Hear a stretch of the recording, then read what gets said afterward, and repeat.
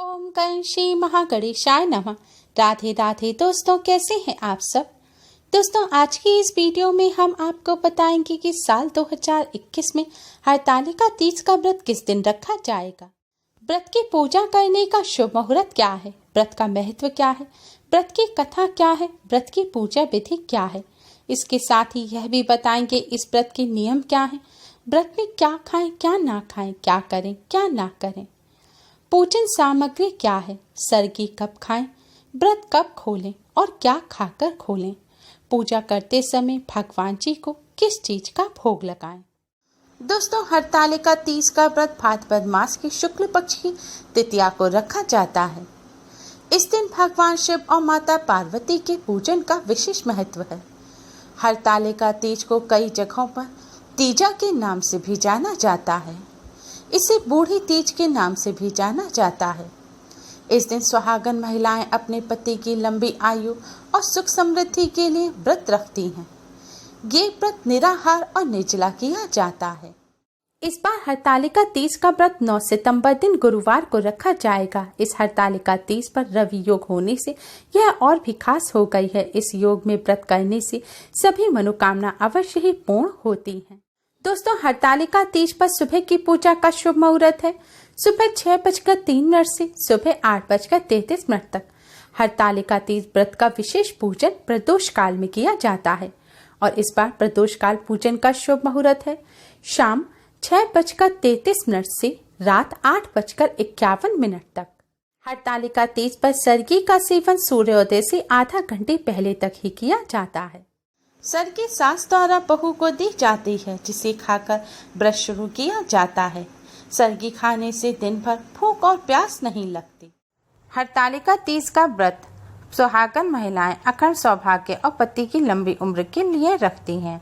कुंवारी कन्या मनचाहा वर के लिए यह व्रत रखती हैं और विधवा महिलाएं अपने परिवार की सुख शांति और संतान के लिए यह व्रत रखती हैं। शास्त्रों के अनुसार यह व्रत निर्जला रखा जाता है। इस दिन कुछ भी खाया पिया नहीं जाता, लेकिन यह व्रत स्थानीय मान्यताओं के अनुसार पूजा के बाद पानी पीकर और भोजन ग्रहण करके भी रखा जाता है। इस व्रत को हरतालिका इसलिए कहते हैं कि पार्वती जी को उनकी सखी उनके पिता के घर से जंगल में ले गई थी। हरत अर्थात हरण करना और आलिका अर्थात सखी सहेली। इसी त्योहार को दूसरी ओर बूढ़ी तीज भी कहा जाता है। इस दिन सास अपनी बहुओं को सुहाग का सिंधारा देती हैं। इस व्रत में शिव परिवार का पूजन किया जाता है। अब हम आपको बताते हैं हरतालिका पूजन की सामग्री। फुलेरा विशेष प्रकार के फूलों से सजा हुआ या फिर आप फूल भी ले सकते हैं। गीली काली मिट्टी अथवा बालू रेत, केले का पत्ता, सभी प्रकार के फल एवं फूल पत्ते अपनी श्रद्धानुसार, बेलपत्र, शमी पत्र, धतूरे का फल, अकाप का फूल आदि भगवान शिव जी के लिए, जनेव, नाड़ा, वस्त्र भगवान जी के लिए, माता गौरी जी के लिए पूरा सुहाग का सामान जिसमें चूड़ी, बिछुआ, काजल, बिंदी, कुमकुम, सिंदूर, कंघी, महावर, मेहंदी अपनी मान्यता अनुसार एकत्रित की जाती हैं। इसके अलावा बाजारों में सुहाग पूड़ा भी मिलता है, जिसमें सारी सामग्रियां होती हैं।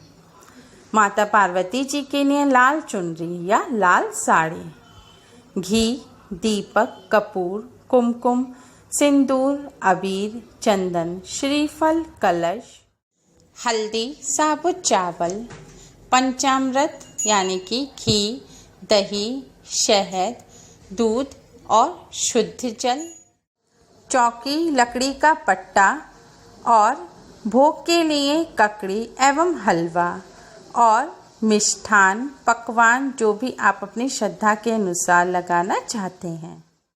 हरतालिका पूजन की विधि। हरतालिका पूजन प्रदोष काल में किया जाता है। प्रदोष काल अर्थात दिन रात के मिलने का समय। संध्या के समय स्नान करके स्वच्छ लाल रंग के वस्त्र धारण करें और श्रृंगार करें। उसके बाद फुलेरा रखें या फिर फूलों से फुलेरा बनाएं। उसके भीतर अबीर गुलाल डालें। गुलाल के ऊपर आप लकड़ी चौकी का पट्टा रखें। चौकी के ऊपर एक कुमकुम से सतिया बनाएं। उस पर थाल रखें। थाल में एक केले का पत्ता रखें। फिर काली मिट्टी या बालू रेत से आप भगवान शिव जी, भगवान गणेश जी और माता पार्वती जी की प्रतिमा बनाएं और उस केले के पत्ते पर रखें। अगर आप प्रतिमा नहीं बना सकते तो आप मिट्टी की, स्वर्ण, चांदी या पीतल की प्रतिमा केले के पत्ते पर रखें। पूजा में सर्वप्रथम कलश बनाया जाता है। एक लोटा लें, उसमें शुद्ध जल भरें, उसके ऊपर श्रीफल रखें यानी कि पानी वाला नारियल रखें। अगर नारियल ना हो तो आप कलश पर ढक्कन लगाकर उस पर एक शुद्ध घी का दिया रखें। फिर कलश के गले पर आप एक लाल रंग का नाड़ा बांधें और कलश पर एक सतिया बनाएं। अगर दीपक रखा है तो अब उस दीपक को जलाएं। फिर कलश का पूजन करें। सबसे पहले जल चढ़ाएं हाथों से थोड़ा सा, फिर कुमकुम से तिलक करें, हल्दी और चावल और पुष्प चढ़ाएं। फिर भगवान श्री गणेश, माता पार्वती जी और भगवान शिव जी का आवाहन करें। फिर भगवान जी की प्रतिमाओं को एक अलग बर्तन में एक एक करके रखें और पंचामृत से स्नान कराएं। फिर भगवान जी की प्रतिमाओं को आप केले के पत्ते पर बैठाएं। इसके बाद सबसे पहले भगवान श्री गणेश का पूजन करें। भगवान श्री गणेश जी को कुमकुम लगाएं, उन्हें वस्त्र अर्पित करें और थोड़े से चावल हाथ में लेकर, पुष्प लेकर चावल के साथ पुष्प भगवान श्री गणेश जी को चढ़ाएं। अब भगवान शिव जी का पूजन करें। भगवान शिव जी को जनेऊ अर्पित करें। बेलपत्र, शमी पत्र, धतूरे का फल, अकाब का फूल अर्पित करें। इसके बाद भगवान शिव जी को धोती तथा अंगोछा अर्पित करें। फिर थोड़े से पुष्प चावल हाथ में लेकर भगवान शिव जी को अर्पित करें।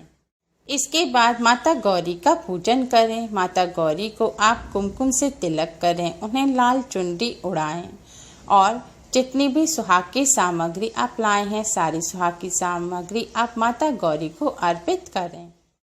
फिर माता गौरी की मांग में सिंदूर लगाएं और थोड़े से पुष्प चावल समेत हाथ में लेकर आप माता गौरी को अर्पित करें। अब एक शुद्ध घी का दीपक जलाएं और भगवान जी को ककड़ी और हलवे का भोग लगाएं और जो भी पकवान आपने बनाए हैं, मिष्ठान, फल, सबका भोग लगाएं। इसके बाद हरतालिका तीज की कथा पढ़ें या सुनें। फिर सबसे पहले कपूर जलाकर भगवान श्री गणेश जी की आरती करें, फिर भगवान शिव जी की आरती करें, फिर माता गौरी की आरती करें। पूजा के बाद अब आप भगवान जी की एक परिक्रमा करें। परिक्रमा आपको क्लॉकवाइज करनी है, यानी कि घड़ी की सुई जिस दिशा में घूमती है आपको उसी तरह से भगवान जी की परिक्रमा करनी है। फिर रात भर जागकर अब आप भगवान जी की पूजा करें। सुबह सूर्योदय के बाद भगवान जी के सामने एक शुद्ध घी का दीपक जलाएं और फिर से भगवान जी की आरती करें और जो सिंदूर आपने माता रानी को लगाया था, फिर से उस सिंदूर में से थोड़ा सा सिंदूर माता रानी की मांग में लगाएं, फिर उनके चरणों पर लगाकर अपनी मांग में लगाएं। अब उस सिंदूर में थोड़ा सा और सिंदूर मिलाकर आप उठाकर रख लें और रोजाना उससे अपनी मांग में सिंदूर लगाएं। दीपक पूर्ण होने के बाद आपने भगवान जी को जो वस्त्र चढ़ाए हैं, सुहाग के सामान चढ़ाए हैं, उन सब सामानों को और कलश के नारियल को आप सुयोग्य ब्राह्मण ब्राह्मणी को दान करें और उन्हें दक्षिणा भी दें। पूजा की जितनी भी बची हुई सामग्री है, जैसे केले के पत्ता, फूल वगैरह, इन सब सामग्रियों को एकत्रित कर लें और भगवान जी की प्रतिमा अगर स्वर्ण, चांदी या पीतल की हैं जो आपने अपने मंदिर में से उठाई हैं, उन सबको आप वापस अपने मंदिर में स्थापित कर दें। या आप मिट्टी की अलग प्रतिमा पूजा के लिए स्पेशल लाए हैं या फिर आपने मिट्टी से बनाए हैं, उन सबको भी आप शुद्ध बहते जल में पूजा की बची हुई सब सामग्री के साथ प्रवाहित कर दें। आपने जो भगवान जी को ककड़ी का भोग लगाया था, उस ककड़ी को खाकर आप अपना उपवास खोलें। इसके बाद आप बिना प्याज लहसुन का सात्विक भोजन ग्रहण करें। हरतालिका तीज व्रत के नियम।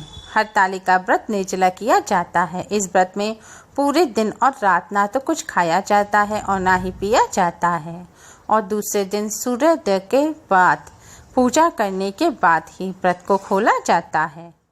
स्थानीय मान्यताओं के अनुसार हरतालिका तीज व्रत में शाम को पूजा करने के बाद कई जगह व्रत को खोल लिया जाता है। आप भी अपने घर परिवार की परंपराओं के अनुसार इस व्रत को कर सकते हैं।